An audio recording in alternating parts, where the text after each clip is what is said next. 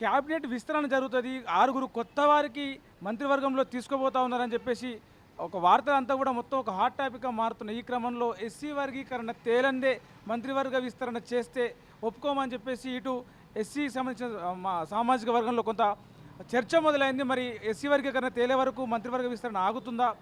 మాదిగలకు సంబంధించి తక్కువ ప్రాతినిధ్యం ఉంది, మాకు అవకాశాలు ఇస్తలేదని చెప్పేసి కొంత అసంతృప్తి వ్యక్తం చేస్తూ ఉన్నారు. మందకృష్ణ మాదిగ దీనికి తిరుగుబాటు చేసే అవకాశం ఉందని చెప్పేసి అంటున్నారు. దీని గురించి మనతో మాట్లాడడానికి ఎస్సీ కార్పొరేషన్ మాజీ చైర్మన్ ఓయూజేఏసీ నేత పిడమర్తి రవి ఉన్నారు. అన్న ఏమంటారు అన్న, అసలు ఎస్సీ వర్గీకరణ తేలేంత వరకు ఆ చట్టబద్ధంగా వచ్చేంత వరకు మంత్రివర్గ విస్తరణ జరగదని చెప్పేసి ఒక చర్చ మొదలైంది. దాని గురించి మీరు ఏమంటారు?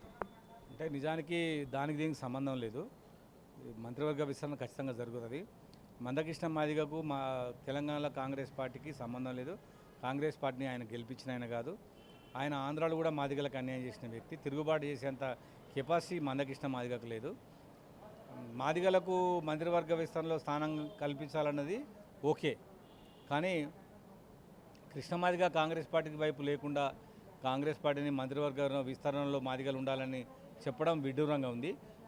కనీసం వర్గీకరణ అయినాకనైనా రేవంత్ రెడ్డి గారిని కలిసి కృతజ్ఞతలు చెప్పలేని వ్యక్తి తిరుగుబాటు చేస్తా అనడం సరియైంది కాదు. మాదిగలకు క్యాబినెట్లో మంత్రిమండలిలో ప్రాతినిధ్యం కావాలన్న డిమాండ్ కరెక్టే, కానీ తిరుగుబాటు అని చెప్పడం ఆయనకు కరెక్ట్ కాదు. ఆయన చెప్పే వ్యక్తి కాదు.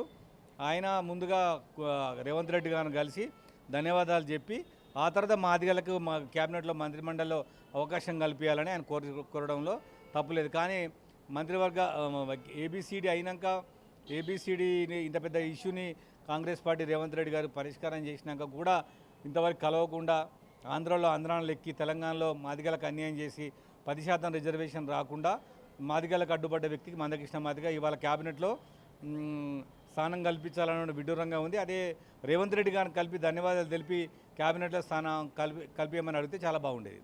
అద్దంకి మొన్న ఎమ్మెల్సీ ఇచ్చినారు, మంత్రివర్గంలో కూడా తీసుకోబోతా ఉన్నారు అని చెప్పేసి ఒక చర్చ అయితే వచ్చింది. మరి ఇప్పుడు అద్దంకి దయాకర్కి బదులు వివేక్ని తీసుకోబోతా ఉన్నారు అని చెప్పేసి అంటూ ఉన్నారు. దీన్ని ఎట్లా చూస్తారు? ముందు నుంచి అనుకుందే కదా, నేను ఎప్పుడో చెప్పిన క్యాబినెట్లో వివేక్కి అవకాశం వస్తుంది, అదేవిధంగా మాదిగలకు ఏబిసిడి అయితే ముందు చెప్తున్నా, అదే వాస్తవం అవుతుంది. వివేక్కే మంత్రివర్గంలో విస్తరణలో అవకాశం ఉంటుంది. ఏబిసిడి అయింది కాబట్టి ఆయనకే ఎక్కువ అవకాశం ఉండే అవకాశం ఉంది. దయాకర్కు మొన్ననే ఎమ్మెల్సీ వచ్చింది కాబట్టి వచ్చే మంత్రివర్గ విస్తరణలో ఏమైనా అవకాశం రావచ్చు. కానీ ఇప్పటికే మంత్రివర్గ విస్తరణలో మంత్రివర్గంలో ఆల్రెడీ స్పీకర్గా, అదేవిధంగా మంత్రిగా డిప్యూటీ సీఎంగా భట్టి గారు ఉన్నారు కాబట్టి 3వ అవకాశం కూడా వస్తుంది. కాబట్టి మాదిగలకు 2వ అవకాశం ఇవ్వాలని నేను కూడా కోరుతా ఉన్నాను. అంటే ఇప్పుడున్న మంత్రివర్గంలో కొన్ని మార్పులు చేస్తారు, ఆ మార్పుల్లో కూడా కొత్త వారికి ఏమైనా అవకాశం వచ్చే ఉంది, శాఖలు మారుస్తారని కూడా అంటూ ఉన్నారు. ఆ దిశగా ఏమన్నా అవకాశం ఉందంటారా మాదిగలకు? శాఖలు మారవచ్చు, మారకపోవచ్చు, అదంతా అధిష్టానం చూసుకుంటుంది.